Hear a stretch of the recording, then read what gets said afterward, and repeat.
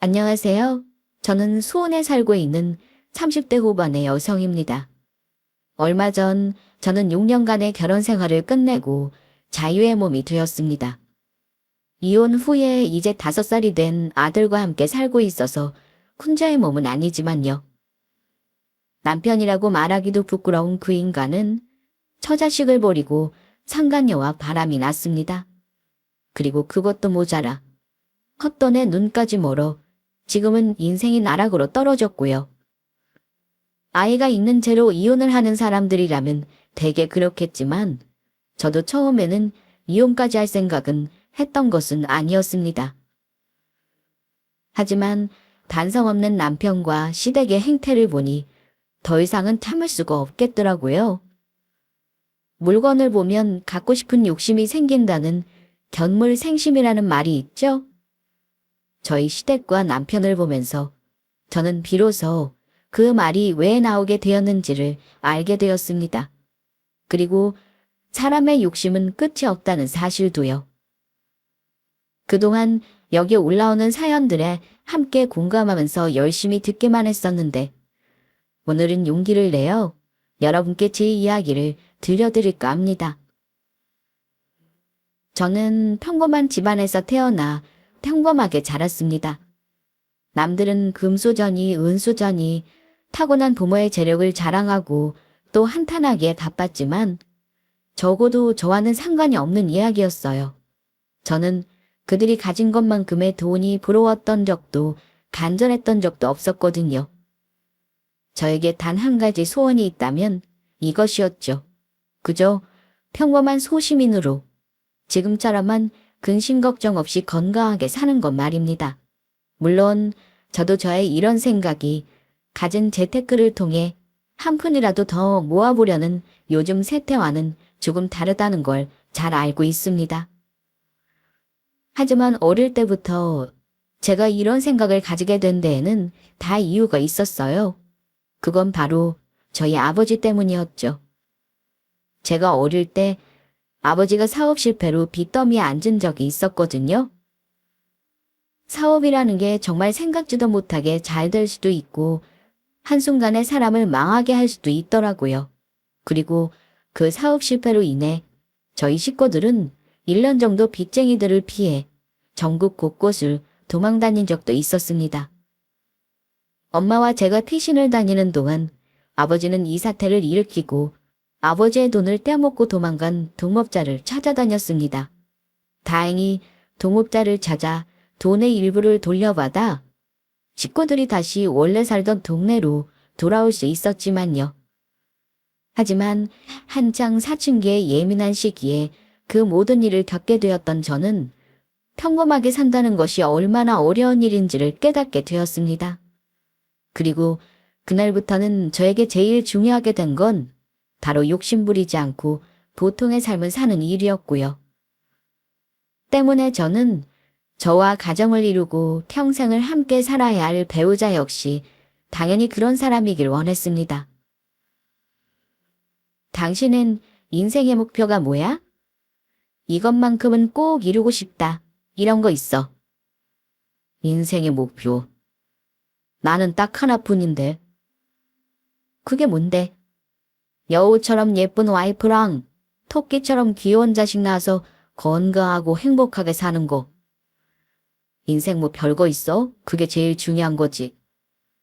주변에 보니까 아무리 돈이 썩을 만큼 넘쳐나도 결국은 가족이 없으면 그 사람 인생에는 아무것도 남는 게 없더라고. 혼자 그렇게 살다 죽으면 얼마나 외롭고 공허하겠어? 어쩌면 제가 생각하던 모범답안만 쏙쏙 골라서 대답을 할 수 있는지. 결혼을 하던 당시에만 해도 저희 남편은 제가 찾던 바로 그런 사람인 것 같았습니다. 저와 함께 평범한 삶을 꿈꾸며 큰 욕심 없이 하루하루 성실하게 살아갈 사람이요. 그리고 처음에는 제 기대와 바람처럼 결혼 생활을 꾸려나갈 수 있었죠. 남편은 자동차 쪽의 부품회사를 다녔습니다. 규모가 크지는 않아서 비록 많은 연봉을 받지는 못해도 열심히만 일하면 정년까지 보장받을 수 있다 싶을 정도로 안정적인 회사였어요. 실제로도 회사에는 50대가 넘은 직원들이 상당수 존재했고요. 그리고 그렇게까지 오래 일하면 비슷한 규모의 동종업계에 비해서는 퇴직금도 꽤나 괜찮게 나오는 편이었습니다. 다른 건 차치하더라도 일단 회사를 정년까지 다닐 수 있다는 것만 해도 상당한 메리트였죠. 그리고 저희 남편은 무척이나 성실한 사람이었습니다. 다른 건 몰라도 그것 하나만큼은 제가 보증할 수 있었죠. 남들은 약삭 빠르거나 꾀가 많지는 못해도 소처럼 모직하고 일관성 있는 사람이었어요. 10년 가까이 회사를 다니면서도 새벽까지 회식을 한 다음 날에도 지각 한 번 한 적이 없을 정도로요. 여보, 나 오늘 야근해야 할 것 같은데 혼자 먼저 저녁 먹을래? 오늘도 야근이야? 어제도 늦게 마쳤는데 당신 피곤해서 어떡해? 괜찮아. 예쁜 우리 와이프랑 축복이 먹여 살리려면 열심히 일해야지. 당신 몸도 무거운데 쓰레기는 버리지 말고 놔둬. 이따 퇴근하고 내가 가서 버릴 테니까. 결혼을 한 뒤 조금 지나 아들 재훈이를 임신하게 되었을 때 남편은 한층 더 열심히 일했습니다. 책임져야 할 자식이 생긴다는 생각에 가장으로서 훨씬 더 깊은 책임감을 느끼는 것 같았어요. 임신과 출산으로 인해 제가 일을 할 수가 없었기 때문이기도 했죠. 결혼을 할 때 신혼집 전세금을 마련하기 위해서 대출을 받았었거든요. 저희도 빚을 내고 싶지 않았지만 양가 지원을 한 푼도 받지 못한 채로 결혼을 한 거라 돈이 턱없이 부족했어서 어쩔 수가 없었죠. 그래도 남편 월급에 제 월급을 합치면 둘이서 살면서 대출금을 갚아나가는데 문제가 전혀 없었습니다. 하지만 재윤이를 낳고 나니 아기에 들어가는 돈도 꽤나 필요하더라고요. 심지어 앞으로 해가 지날수록 더 늘어갈 예정이었죠. 그 와중에 저는 저대로 일을 쉬어야 했고요.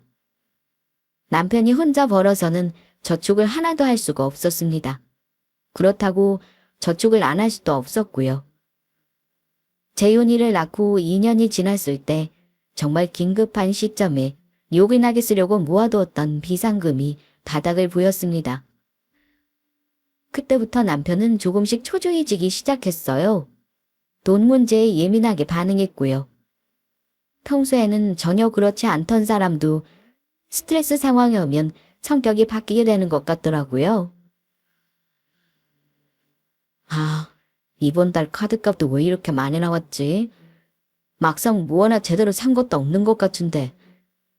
그러게, 진짜 딱 필요한 생필품만 사고 필요한 식비만 지출했는데 매달 나오는 카드값 보면 이걸 우리가 다 쓴 건가 싶다니까?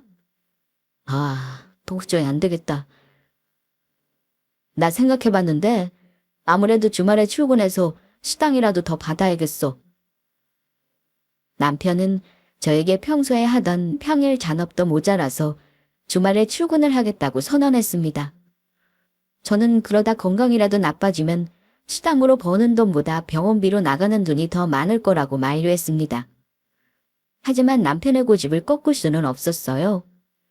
자기는 아직 젊으니까 이 정도로는 문제가 없을 거라고 고집을 피우더라고요. 그래도 허리띠를 졸라매면 저희 세 식구가 살지 못할 벌이도 아니었는데 남편에게는 비상금이 없다는 스트레스가 더 큰 것 같았습니다.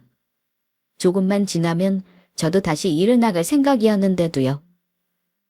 결국 남편은 주말 출근을 시작했습니다. 처음에는 그런 대로 괜찮았습니다. 그렇다고 주말 이틀 다 출근을 하는 건 아니었고 이틀 중에 하루만 근무를 하는 거라 그나마 할만하다고 했고요. 하지만 그게 한 달, 두 달이 지나자 당연하게도 피로가 쌓이기 시작했죠. 아니, 정훈이 얼굴이 이게 뭐야? 재훈이 너는 남편 얼굴이 반쪽이 다 되도록 뭐하고 있었어? 요즘 회사에 일이 많아서 주말에 출근하느라 그래요. 괜찮아요. 평일에도 뼈 빠지게 일하는데 그놈의 회사는 무슨 사람을 주말까지 일을 시킨대. 당장 때려치워라. 회사를 어떻게 때려치워요? 말이 되는 소리를 하세요, 어머니. 그리고 저 괜찮아요. 조금 있으면 휴무도 있고 상황 봐서 쉬어가면서 할 거예요. 남편의 얼굴을 본 시댁에서는 아주 난리가 났습니다. 남편은 일절 돈 얘기는 하지 않고 그저 회사에 일이 많아서 잔업을 하고 있는 거라며 얘기했어요. 하지만 시어머니는 당장 회사를 관두라며 펄펄 뛰셨습니다. 저 같아도 그랬을 것 같기는 하더라고요. 그렇지 않아도 저도 잔업을 그만두라고 얘기하려던 참이었고요. 시어머니의 화살은 저에게로 날아왔습니다. 너는 집에서 하는 일이 대체 뭐니? 우리 아들 이렇게 고생하는 동안 집에서 놀고 먹으면서 남편 밥도 제대로 안 차려주는 거야? 어머님, 아범 회사에서 야근하는 바람에 저녁까지 먹고 오는 거예요. 제가 안 차리는 게 아니고요. 그리고 아침은 항상 먹고 나가고요. 얘 말하는 것 좀 봐. 밥만 먹으면 다야? 사람이 밥만 먹고 살 수 있니? 애 얼굴이 판쪽이 다 된 게 스트레스 때문 아니냐는 말이야. 혼자서 생명분의 일을 해야 하는데 얼마나 고단하고 어깨가 무겁겠냐고? 솔직히 저는 어이가 없었습니다. 우리 아들 3대 독자니 결혼하자마자 자식을 낳아야 한다고 저한테 귀에 딱지가 않도록 손주 타령을 하실 때는 언제고, 이제 와서 제가 남편에게 얹혀 사는 짐덩이라도 된 것 마냥 화를 내시는 게요. 처음 손주를 낳으라고 하실 때 제가 시어머니께 분명히 말씀드렸었거든요. 임신 출산 기간 동안에는 다니던 직장을 관둬야 하니 아이는 솔직한 마음에 가지고 싶지 않다고요. 남편도 물론 알고 있는 사실이었습니다. 제가 결혼 전부터 해왔던 얘기였거든요. 저는 아이를 낳고 싶지 않았습니다. 임신과 출산도 온전히 여자인 저 혼자 감당해야 할 몫인데 그 이후에 잘 쌓아왔던 경력이 끊길 위험도 저 혼자 부담해야 하는 일이었으니까요. 남자는 직장에 자식이 생겼다고 말하면 비로소 가장으로서의 책임감이 생기겠다며 축하를 받는 게 일상이었죠. 하지만 여자는 이래서 여자를 안 뽑으려고 했던 거라며 논총과 압박을 받는 게 현실이었고요. 그럼에도 불구하고 제가 제 바람과 다르게 아이를 낳았던 건 남편과 시댁이 아이를 너무 원했기 때문이었습니다. 시어머니도 아이를 낳기만 하면 소원이 없겠다며 당신이 다 봐주실 것처럼 말씀하셨고요. 하지만 정작 아이를 낳고 나서는 언제 그런 말을 했냐는 듯이 싹 태도를 바꾸시더라고요.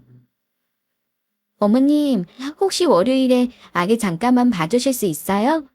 제가 갑자기 급한 일이 생겨서. 애는 엄마 아빠가 본인 손으로 키워야 하는 법이다. 그래야 애착도 생기고 정도 드는 법이야. 내가 정훈이 임신했을 때도 전부 다 내 손으로 키웠다. 저는 그저 쓴웃음을 지었습니다. 이런 상황을 예상하지 못했던 것도 아니었고요.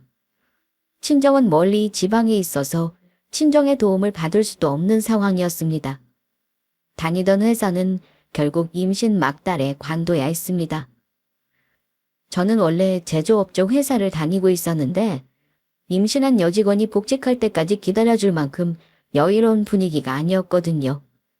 온갖 눈치를 받으며 버티고 버티다 결국 퇴사를 했죠. 이 모든 일들이 불보듯 뻔하게 제 예상대로 흘러갔지만 그래도 그나마 위안이 되는 것은 태어난 아들이 너무 사랑스럽고 귀여웠다는 점이었습니다. 아이를 낳은 걸 단 한 번도 후회한 적이 없다고 말할 수는 없지만 낳지 않았더라면 이런 행복은 제 평생에서 절대 느껴볼 수 없었겠죠. 그것만으로도 충분했습니다. 그리고 저는 재윤이가 3살이 되자마자 집 근처에 있는 어린이집에 보내고 일자리를 알아보기 시작했습니다. 이직 면접을 보러 다니려고 해도 이렇게 맡기지 않고는 도저히 불가능했어요. 다행히도 요즘은 맞벌이 부부가 하도 많아서 아기가 100일만 지나도 어린이집에 맡겨버리는 경우가 허다하다고 하더라고요. 후기를 열심히 검색해서 보내긴 했지만 실제로 만나뵈었던 어린이집 선생님도 좋은 분 같아서 마음이 조금 놓였고요. 제 생각보다도 이직은 더 쉽지 않았습니다. 서류에서도 탈락하고 중고 신입을 뽑는 자리에 연봉을 후려쳐서 들어가도 탈락하게 일쑤였어요. 구직난이 심각하다더니 이렇게까지 어려울 거라고는 생각하지 못했었죠. 그래도 퇴사 전에는 나름 제 업무 능력에 대한 확신도 있었는데 서류를 붓고도 면접에 탈락하는 날들이 반복되자 제가 이것밖에 안 되는 건가 자괴심에 시달리기도 했습니다. 하지만 천만다행으로 몇 달간의 구직 끝에 저는 드디어 직장을 구할 수 있게 되었습니다. 경력 인정이 많이 안 되어서 연봉을 많이 낮춰야 하긴 했지만요. 일을 시작하고 안정적으로 월급이 들어오기 시작하자 저희 부부에게도 숨통이 트이기 시작했습니다. 남편도 주말 출근을 관두고 주말에는 온전히 집에서 휴식을 취할 수 있었고요. 몸이 고단하지 않으니 마음에도 여유가 생기더라고요. 돈 때문에 예민하고 그쪽 짜증이 늘었던 남편도 언제 그랬냐는 것처럼 다시 평소에 성격 좋던 남편으로 돌아왔고요. 야, 얼마 만에 주말에 쉬어보는 거냐. 역시 돈이 좋긴 좋아. 그전에는 항상 생활비가 빠듯하다는 생각 때문에 늘 뭔가에 쫓기는 기분이었는데 지금은 나한테 무슨 일이 생겨도 당신이 버니까 하고 생각하니 마음이 편하네. 언제는 나더러 스트레스 받지 말고 집에서 재은이 육아에만 신경 쓰라더니 막상 쉬니까 그게 아니었나 보지. 내가 그랬나? 우리 집 대출금 갚고 내 집 마련할 때까지만 당신이랑 나랑 고생 좀 하자. 내가 이번에 확실히 느꼈잖아. 역시 사람이 돈이 있어야 한다는 걸. 하지만 100% 예전의 남편으로 돌아온 것은 아니었습니다. 재은이를 낳기 전까지만 해도 돈은 둘이서 적당히 먹고 쓸 만큼만 벌면 되는 거지 욕심부릴 필요가 없다고 하던 남편이었거든요. 하지만 돈에 한번 쫓기고 나니 생각이 이전과는 완전히 달라지게 된 것 같더라고요. 돈이 좋다. 사람은 돈이 필요하다. 돈이 없으면 할 수 있는 게 없어 등등. 다른 화제로 이야기를 하다가도 결론은 돈이 필요하다는 얘기로 돌아가기 일쑤였습니다. 처음에는 저도 이런 남편의 변화를 눈치채지 못했었죠. 하지만 남편이 시어머니와 나누는 대화를 들은 이후에 문득 느끼게 되었습니다. 거 봐라. 내 말이 맞지? 돈이 최고라니까. 사람은 나이가 들수록 돈이 있어야 하는 법이야. 나이 들어서 돈 없는 것만큼 추한 게 없다니까. 네, 어머니 말씀이 맞아요. 이번에 진짜 느낀 바가 많아요. 그러니까 앞으로도 재혼애미랑 같이 열심히 돈 벌 공이나 해. 다시는 외벌이 하니 많이 허튼 소리 하지 말고. 에이, 이제 외벌이는 못하죠. 재훈이도 있는데. 당신도 그럴 생각 없지? 남편이 되묻는 말에 엉겹결에 그렇다고 대답을 하긴 했는데 시간이 갈수록 묘하게 기분이 이상하더라고요. 제가 남편에게 외벌이를 하라고 등을 떠밀었던 것도 아니고 애초에 잘 다니던 전 직장을 관두게 되었던 게 다 누구 때문인데 마치 기회만 되면 제가 직장을 관두려고 했던 것처럼 외벌이를 하니 많이 직업을 하니까 좀 어이가 없었습니다. 하지만 그때까지만 해도 그러지 아니했습니다. 과정이 어찌 되었던 간에 남편이 한동안 고생을 했던 것은 사실이니까요. 물론 그 사이에 저 역시도 재윤이를 낳고 키우느라 힘들기는 했지만요. 원래 좋은 일이든 힘든 일이든 함께하는 게 부부라고 생각했으니까요. 어찌됐든 저도 이제 일을 시작했고 재윤이도 어린이집에 잘 적응을 하는 것 같으니 시간이 지나면 다시 예전처럼 평화롭던 집으로 돌아올 거라고 믿었습니다. 하지만 그건 저 혼자만의 바람이었죠.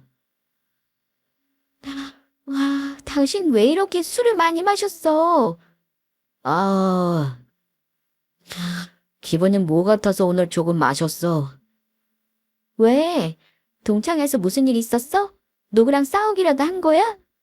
어느 날 고등학교 동창회에 간다고 나갔던 남편이 술이 진탕 취해서 들어왔더라고요. 모처럼 만나는 친구들이라 술 마시고 들어올 거라고는 생각했었지만 이런 모습은 아니었어요. 저는 몸도 가누기 힘들 정도로 휘청거리는 남편을 부축해서 거실 소파에 일단 눕혔습니다. 무슨 일인데? 나한테 말을 해봐. 아유, 뭐 같은 세상. 당신, 내 친구 재진이 알지? 박재진.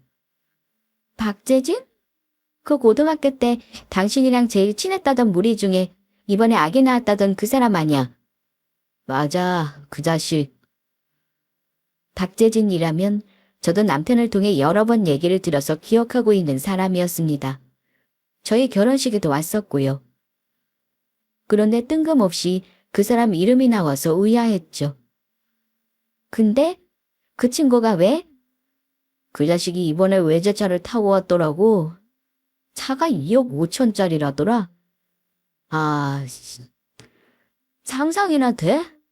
2억 5천짜리 차를 타고 다니는 게? 그 자식 첫 차는 자기 삼촌한테 물려받은 12년도 더 된 중고차였는데. 그래? 뭘 해서 그렇게 돈을 벌었대? 회사 다닌다고 하지 않았어? 회사 다녔지. 삼촌이 꽂아준 회사 겨우 들어가서 월급 200인가 받고 다녔어. 그러다가 관두고 사업을 한다고 설치더라고. 우리도 처음에는 네 주제에 무슨 사업이냐고 다들 뜯어말렸지. 그런데 그게 대박이 났다네? 작년에 벌어들인 돈만 10억이 넘는데 10억. 10억이라니. 누구는 평생을 벌어도 못 만질 돈일 수도 있었는데 그걸 1년 만에 벌어들였다니. 신기하기는 했습니다. 그래? 사업 수완이 있기는 했나 보네. 요즘 사업하는 거 쉬운 일 아니라고 들었는데 망하는 사람들도 수두룩하다잖아. 그래서 더 황당하다는 거야. 그 자식 머리도 나쁘고 솔직히 저거 저래서 나중에 사람 구실 하나 살려나 싶었는데 이렇게 한 방에 인생 역전돼서 외제차 끌고 나타난다는 게 어이가 없더라고. 저는 그런 남편의 반응이 더 의외였습니다. 그렇게 친하게 지내던 친구가 잘 되었다니 좋은 일 아닌가요? 저라면 저와 가까운 친구에게 이런 일이 생겼으면 진심으로 축하를 해줄 것 같은데 사실은 저에게 말하지 않았던 그 친구와의 말 못할 속사정이 있었던 건가 싶더라고요. 왜 겉으로는 친하게 지내도 사실은 은근히 경쟁의식을 느끼게 되는 그런 친구 있잖아요. 남자들의 오기와 자존심이란 또 보통 이해할 수 없는 부분에서 발동되는 경우도 많았고요. 뭔가 상대적 박탈감을 느꼈나 싶은 생각에 저는 그저 남편을 토닥이며 다음날 먹일 해장국을 끓였죠. 그런데 그 일이 있은 이후로 남편이 태도가 조금씩 달라지기 시작했습니다. 자꾸 불러도 멍하니 딴 생각을 하고 있고 하루 종일 말을 하지 않고 방에 혼자 처박혀 있을 때도 많았고요. 그게 설마 친구 때문일 거라고는 생각하지 못했던 저는 그저 컨디션이 좋지 않나? 회사에 무슨 일이라도 있는 건가? 하는 생각만 했습니다. 하지만 곧 그 이유를 알게 되었어요. 여보, 나 사업하고 싶어. 사업? 무슨 소리야, 갑자기? 글쎄, 갑자기 사업을 하고 싶다는 겁니다. 그것도 부업으로 하는 것도 아니고 잘 다니던 회사까지 관두고요. 무슨 소리를 하는 건가 들어봤더니 저보다 못하던 친구도 성공했는데 자기라고 못할 게 뭐가 있냐고 큰 소리를 치더라고요. 저는 더는 들어볼 것도 없이 안 된다고 딱 잘라 말했습니다. 우리 아버지 사업해서 망했던 것 때문에 내가 사업이라면 아주 치를 떠는 거 몰라? 절대 안 돼. 그냥 다니던 회사 계속 열심히 다녀. 나도 열심히 벌 테니까. 그때랑 지금이랑 같아? 남자는 사업을 해야 해. 이렇게 벌어서 언제 돈 모으고 언제 성공해? 우리 집도 사야 할 거 아니야. 재윤이 대학 학비도 벌어야 하고. 성공이 꼭 친구처럼 외제차 타고 다녀야 하는 건 아니야. 그저 퇴근할 작은 차 한 대 있고 셋이서 불편함 없이 살 작은 집 하나만 있으면 되는 거지. 왜 그렇게 무리해서 아등바등 사업을 벌이려고 해? 얘기를 들어보니 남편은 이미 헛바람이 가득 들었더라고요. 도대체 동창회에서 무슨 얘기를 들었던 건지 저는 차라리 그 동창에 나가지 말라고 할 걸 하는 후회까지 들었습니다. 하지만 제 앞에서 끝까지 우겨대던 남편은 결국 알겠다고 하더라고요. 몇 날 며칠을 나를 잡고 싸울 각오까지 했었는데 의외로 순순히 알겠다고 대답하는 모습이 조금 뜻밖이었습니다. 자기도 속이 상해서 그냥 해봤던 얘기인가 싶더라고요. 저는 뜻을 굽혀준 남편에게 고맙다고 말했습니다. 우리 욕심 부리지 말고 예전처럼 그냥 성실하게 정직하게 월급 받으면서 재혼이를 키우자고 했고요. 그리고 그 이야기는 그렇게 마무리되는 줄로만 알았습니다. 어느 날부터인가 남편이 계속 야근을 한다며 집에 늦게 들어오는 일이 잦아지더라고요. 원래 한창 납기를 맞춰야 하는 시즌이 되면 야근을 연달아 할 정도로 바쁜 적도 있었기 때문에 처음에는 그런 거보다 했었죠. 제가 맞벌이를 시작한 이후로 남편도 굳이 불필요한 야근을 자청해서 하는 경우는 없었거든요. 그런데 한 달이 지나고 두 달이 지나도록 계속 야근이 이어지는 겁니다. 심지어 주말에도 다시 출근을 하기 시작하더라고요. 더군다나 정작 그때는 제가 업무로 바빠야 하는 시즌이었기 때문에 야간에는 재혼이를 맡길 곳도 없었고요. 남편이 어린이집 마칠 시간에도 재혼이를 데리러 가지 않아서 선생님에게서 전화가 걸려온 적도 한두 번이 아니었습니다. 당신 아직도 밖이야? 재은이 데리러 안 갔어? 미안해. 나 일하느라 정신이 없었어. 내가 지금 바로 갈게. 됐어. 당신 전화 안 받아서 옆집 수원애한테 나 갈 때까지 조금만 데리고 있어달라고 부탁했어. 도대체 당신 언제까지 이렇게 바쁜 거야? 미안해. 일이 그렇게 됐어. 대신에 이번 주말에는 쉬니까 셋이서 나가서 같이 외식하자. 응? 야근을 할 거면 미리 말을 해주기라도 할 것이지. 말도 없이 애를 데리러 가지를 않아서 난처했던 적이 벌써 몇 번째인지 셋이도 없을 정도였어요. 저는 화가 머리끝까지 났지만 그래, 일하느라 그런 건데 남편도 힘들겠지 싶은 마음에 결국 혼자서 속으로 삭혔습니다. 그런데 그게 아니라는 걸 알게 된 건 그 주 주말에 있었던 외출에서였어요. 남편이 미리 얘기했던 대로 저희는 아이를 데리고 셋이서 백화점에 놀러 갔습니다. 마침 재훈이가 좋아하는 만화 캐릭터 팝업 행사를 하고 있었거든요. 화장실에 가기도 편하고 더운데 에어컨도 시원해서 아기를 데리고 가기에는 딱이었죠. 아기 엄마들이 왜 백화점에서 만나는 걸 선호하는지 알 것 같더라고요. 여보, 재훈이 안 보이는 것 같은데 조금만 더 앞줄로 가봐. 알았어. 당신 화장실 간다며. 애랑 이거 보고 있을 테니까 지금 다녀와. 남편이 캐릭터 구경에 정신이 빠진 재윤이를 데리고 있는 동안 저는 서둘러 화장실을 향했습니다. 화장실이 행사장과 복도 끝과 끝이더라고요. 그건 제 소지품과 함께 남편이 들고 있는 아기용품 가방에 들어있었고요. 저는 다시 오던 길을 되돌아갔습니다. 그런데 남편이 어떤 여자와 이야기를 나누고 있더라고요. 그것도 활짝 웃으면서 엄청 다정하게요. 여보, 어? 왜 이렇게 빨리 왔어? 나 파우치 두고 갔어. 그런데 누구셔? 뒤쪽에서 나타난 저를 확인한 순간 그때까지 웃고 있던 남편이 정말 깜짝 놀라더라고요. 그리고 같이 뒤를 돌아보는 여자를 확인했습니다. 그게 당신도 명규 알지? 명규 소개로 만난 분인데 사업 컨설팅 해주는 분이셔. 안녕하세요. 제니퍼예요? 네. 네. 안녕하세요. 제 얼굴을 확인하더니 당당하게 먼저 악수를 청하는 사람은 저보다 조금 어려 보이는 화려한 인상의 여자였습니다. 입은 옷들은 그 옷보다 훨씬 더 화려했고요. 그냥 멀리서 대충만 봐도 부티가 잘잘 흐르더라고요. 2층이 아니라 한층 위, 명품 브랜드 매장에서 만나야 할 사람 같았죠. 명품 같은 걸 잘 모르는 제가 봐도 머리끝부터 발끝까지 화려한 로고가 도배된 옷들을 걸치고 있었고요. 저는 정훈 씨 혼자 온 줄 알았는데 식구분들이랑 같이 오셨나 보네요. 그럼 시간 많이 뺏지 않겠습니다. 좋은 시간 되세요. 제가 이따 연락드릴게요. 그 여자가 시야에서 사라지자마자 저는 남편을 쳐다봤습니다. 사업 컨설팅이라니? 무슨 말이야? 그냥 컨설팅 받기만 했어. 내가 그때 말했던 사업 아이템이 어떤가 평가받아보고 싶어서. 뭐라고?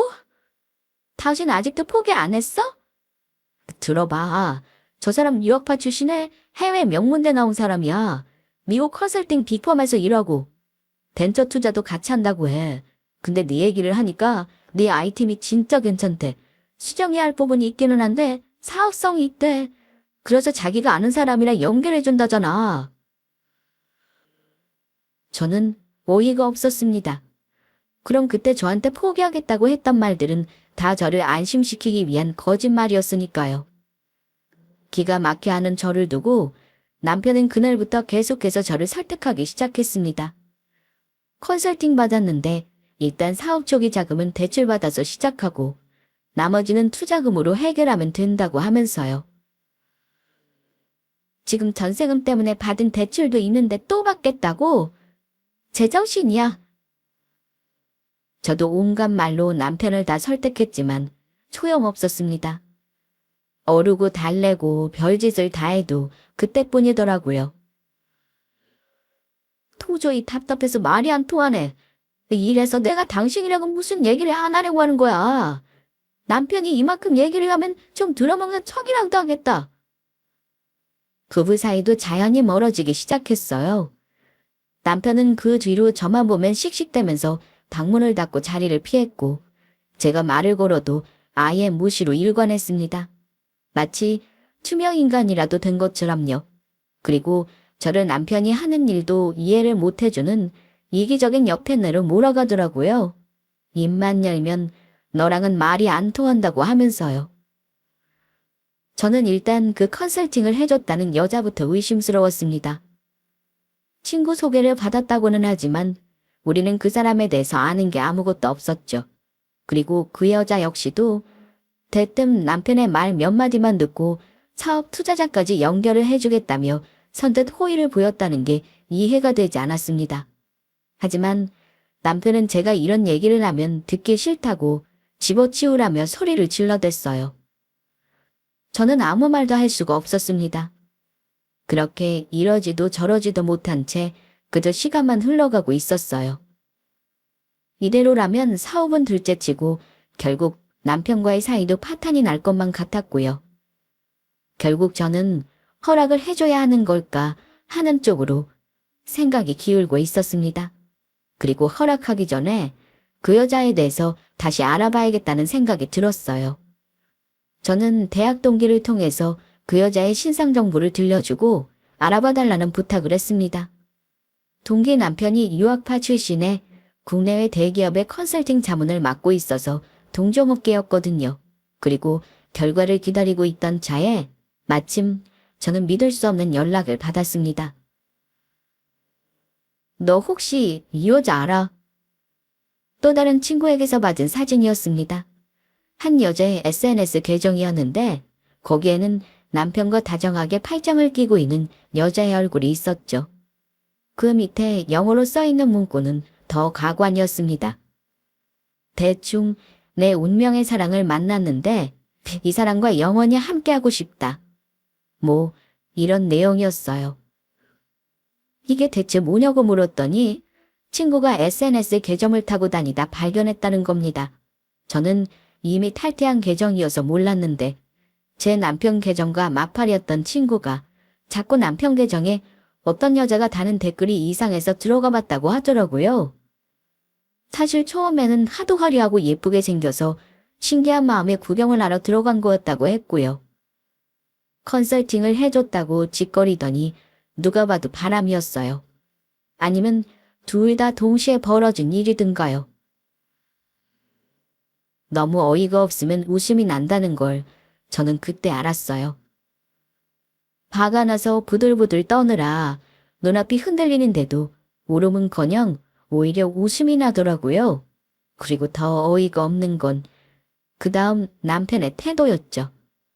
제가 친구에게 받은 사진을 보내자마자 회사에 잔업하러 출근했다던 남편이 곧장 집으로 뛰어들어오더라고요. 너, 나 뒷조사하고 다녔어? 뒷조사하고 말고 할 것도 없던데 아주 대놓고 사진까지 올려놓고 안 들킬 거라고 생각한 거야? 그리고 너 미안하다는 말을 먼저 해야 하는 거 아니야. 진짜 징그럽다 너란 여자. 그래, 처음에는 사옥으로 만났다가 어쩌다 보니 그렇게 되더라. 하는 것마다 안 된다면 남편 기죽이는 누구랑은 다르게 내가 무슨 말을 해도 다 될 것 같다고 응원을 해주니까. 기가 막혀. 지금 네 와이프 앞에서 그걸 변명이라고 하고 있어? 너 양심은 있니? 재은이한테 부끄럽지도 않아? 재훈이 핑계로 양심 운운하지 마. 이게 다 누구 때문인데. 그러게 처음부터 내가 한다는 사업 지지해줬으면 제니퍼 만날 일도 없었어? 이런 걸 적반하장이라고 하는 거겠죠? 오히려 핏대까지 세우며 눈을 까지짓고 자기가 바람난 게 다 제 탓이라고 하더라고요. 기가 막혀서 저는 할 말을 잃었습니다. 남편은 그대로 집을 나갔고요. 더 이상은 그 사람은 제가 알던 남편이 아니었어요. 그리고 며칠 뒤에 집 나간 남편 대신 시어머니가 저를 찾아왔습니다. 그동안 남편 놈은 시댁에서 지내고 있었던 모양이더라고요. 저는 시어머니가 그래도 좋은 말로 남편을 설득하라며 저를 데리러 온 줄 알았죠. 그런데 더 웃긴 게 뭔 줄 아세요? 시어머니가 내민 건 뜻밖에도 협의이혼 서류였습니다. 그 제니퍼인지 뭔지 아는 여자랑 결혼하고 싶다더라.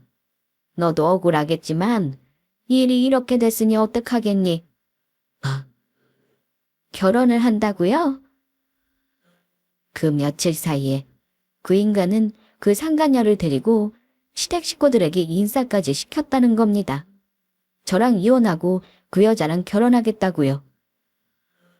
정훈이도 처음에는 재은이도 있으니까 안 그러려고 했는데 그 여자애가 우리 정훈이를 너무 좋아해서 정훈이 없으면 못 살겠다고 죽는다고 매달렸다더라. 그래서요? 지금 처자식 버리고 상간녀랑 살기라도 하겠대요? 너도 이제 만정 다 떨어졌을 텐데 딴 여자랑 바람 피운 남자랑 살 수 있겠니? 다 너 생각해서 하는 말이다. 그냥 이혼 도장 찍어줘라. 저렇게들 좋다는데 평생 얼굴만 봐도 좋은 사람이랑 살아야 하지 않겠어? 나도 맨입으로 그냥 해달라는 얘기 아니다. 내 집 팔아서 위자료로 4억 줄 테니까 이혼해. 우리 아들 인생 앞길 막지 말고. 시어머니는 협의 이혼을 해달라며 위자료로 4억을 주겠다고 하는 겁니다. 저는 그때 알았죠. 아, 저 여자가 뭔가 해주겠다고 했겠구나. 그렇지 않고서야 입만 열면 돈 타령을 해대던 시댁에서 집까지 팔아가며 4억을 주겠다는 소리를 하겠어요. 나중에 알게 되었지만 그 여자는 이혼만 하면 시어머니에게도 새로 집을 사드리고 대출 금액을 제외한 남편 사업 자금도 대주겠다고 했다더라고요. 일정 수익을 돌려줘야 하는 벤처 투자자 대신 자신이 투자하겠다고 하면서요. 미국에 있다는 그 여자 집에서도 이미 우리 아들을 사위로 받아들이기로 했다는구나. 대신에 하루빨리 호적 정리하라고 했다더라. 재훈이는 네가 데려가. 그거 말고도 네가 원하는 건 다 들어줄 테니까 이혼서류에 도장만 찍어주면 돼.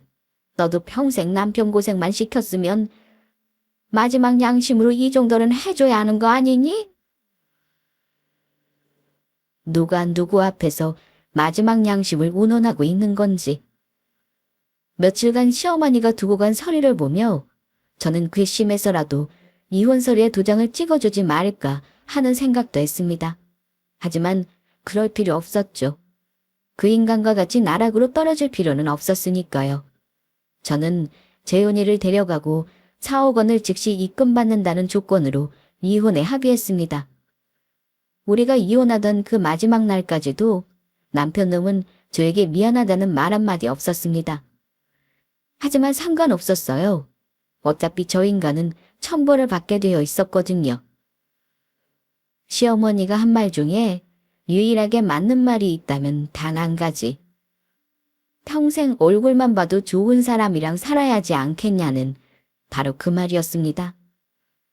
저는 이제 남편음의 얼굴만 봐도 화가 치밀어 오를 지경이니 더 이상 우리에게 남은 미래는 없었죠. 저는 그 인간 때문에 화를 낼 시간도 아깝다는 생각이 들었습니다. 지금까지 그런 걸 남편이랍시고 한 입을 더 보며 사랑하고 살았던 제 인생이 이미 아까워 미칠 지경이었거든요. 저는 화를 내는 대신 재윤이와 함께 앞으로의 인생을 잘 살아보기로 결심했습니다. 그런데 이혼한 지 한 달도 지나지 않아서 시어머니가 저를 찾아왔습니다. 얼마나 급하게 온 건지 머리도 산발이 된 채로 화장도 하는 둥 마는 둥 하고서요. 그리고 저는 시어머니가 저를 찾아온 이유를 이미 알고 있었습니다. 세상에, 그 미친 것이 알고 보니 사기꾼이었다. 하는 일도 갖고 있다는 돈도 전부 다 거짓말이었어. 이름도 제니퍼가 아니라고 하죠? 어떻게 알았니? 어떻게 알긴요. 조금만 더 알아보면 다 나오는 걸. 그 인간 사업한다고 설칠 때 제 친구 남편 통해서 뒷조사 했어요. 이름부터 나이, 직업, 국적까지 전부 다 가짜라고요. 진짜인 건 아마 하나도 없을걸요? 그 여자가 키운다는 개는 진짜인지 모르겠네요. 너 대체 그걸 언제 알게 된 거야? 그걸 아는데도 정훈이한테는 말 한마디 안 해준 거야? 제가 그 얘기를 왜 해요? 사업한다고 설칠 때 그 정도는 미리 알아봐야 하는 거 아닌가요? 처자식 버리더니 자업자득이지. 시어머니는 자신과 남편에게 그 사실을 알려주지 않았다며 개거품을 물었습니다. 아주 제 머리채를 잡을 것처럼 달려들더라고요. 그럴 만도 한 게 그 여자에게 사기를 당해서 남편놈이 갖고 있던 돈까지 전부 다 홀라당 뺏겠다고 하더라고요. 사업 투자금을 보태주기는커녕 남편을 꼬셔서 사업자금 명목으로 대출을 받게 한 뒤 그 돈을 대포통장에 입금하게 한 거죠. 그리고 바로 잠적해버렸고요. 뒤늦게 사기를 당했다는 걸 알게 됐지만 남편놈이 할 수 있는 일은 아무것도 없었어요. 웃기게도 저는 그 여자에 관한 모든 진실을 시어머니가 이혼 서류를 내밀기 바로 직전에 알게 되었습니다. 인생 참 아이러니하죠? 그 돈, 그럼 내 돈이라도 돌려다오. 그 돈 원래 내 돈이잖아. 잊으셨어요? 그 사업? 협의 이혼 서류에 도장 찍는 조건으로 위자료로 주신 거잖아요. 제가 그 돈을 왜 돌려드려야 해요? 재윤이 데리고 하루빨리 서류 정리해달라면서요. 뻔뻔하게 며느리한테 아들 인생 앞길 막지 말라고 할 땐 언제고. 설마 진짜 안 줄 건 아니지? 제발 돌려다오 내 사업. 아이고 내 돈, 내 사업. 이럴 수는 없다. 너 내가 그 돈 가지게 둘 것 같아. 너 가만 안 둘 거야. 시모는 자기 돈 4억을 내놓으라며 아주 난리 발광을 쳐댔습니다. 아파트 단지 바로 앞에서 하도 소란을 피워서 나중에는 구경 온 사람들이 구름처럼 몰려들 정도였어요. 결국 소란 신고로 출동한 경찰이 시어머니를 끌어냈고요. 남편놈은 어떻게 됐냐고요? 시어머니가 끌려가고 나서 얼마 뒤에 그 인간도 저를 찾아왔습니다. 제 앞에 무릎까지 꿇고는 한 번만 용서해달라며 빌더라고요. 자기가 잠깐 돌았었다고, 잘못했다고, 미안하다면서요. 저는 남편의 외도 사실을 알고 난 그 순간부터 이혼하던 그날까지도 듣지 못했던 사과를 그는 아주 귀에 딱지가 않도록 들었습니다. 출근도 못하게 저를 잡아채고 매달려대서 하마터면 또 경찰에 신고할 뻔했죠. 더 웃긴 건 사업을 하겠답시고 이미 잘 다니고 있던 회사까지 때려치운 뒤였다는 겁니다. 제가 사랑에 빠졌었던 욕심없고 정직하고 성실했던 그 사람은 어떻게 된 걸까요? 저와의 6년간의 결혼 생활 동안 저는 아직도 그때의 그 모습 그대로인데 왜 남편 혼자서 이렇게까지 변해버리게 된 걸까요? 사람의 욕심이라는 건 정말 끔찍하고도 무서운 존재였습니다. 결혼 생활 내내 처음 약속했던 그 초심을 지킨다는 건 그보다도 더 어려운 일이었고요. 저는 사람의 앞일은 한치도 알 수가 없다는 생각이 들었습니다. 이렇게 변해버린 우리 사이도 한편으로는 서글프다는 생각이 들었어요. 하지만 이제 되돌리기에는 너무 늦어버렸죠. 모든 일에는 일정선을 넘으면 돌이킬 수 없는 일이라는 게 있는 법이니까요. 저는 앞으로도 재훈이와 함께 욕심 없이 그저 소박하게 잘 살아보려고 합니다. 지금까지 그랬던 것처럼요. 최근에는 재훈이와 함께 퀴즈 카페에 다녀왔습니다. 처음에는 아빠의 빈자리를 찾아 울기도 하던 아이도 이제는 뭔가를 느끼게 된 건지, 그것도 아니면 아빠가 없어진 생활에 적응을 하게 된 건지 더 이상은 울지 않았죠. 아이가 좋아하는 곳에 가고 아이가 좋아하는 아이스크림을 함께 나눠 먹고 돌아올 때는 다정하게 손을 잡고 걷는 일. 그것만으로 저는 충분했습니다. 앞으로도 재훈이의 웃는 모습을 보면서 건강하고 밝게만 자랄 수 있도록 하는 게 저의 또 다른 인생 목표가 되었고요. 그리고 무슨 일이 있어도 반드시 그 일을 해낼 거라고 다짐했습니다. 아마 저 혼자서도 꿋꿋하게 잘 해낼 수 있겠죠? 여기까지 들어주셔서 감사합니다. 이 이야기를 듣고 있는 여러분의 가정에는 부디 별탈 없이 행복하고 평온한 일들만 있으시기를 간절히 기원하겠습니다.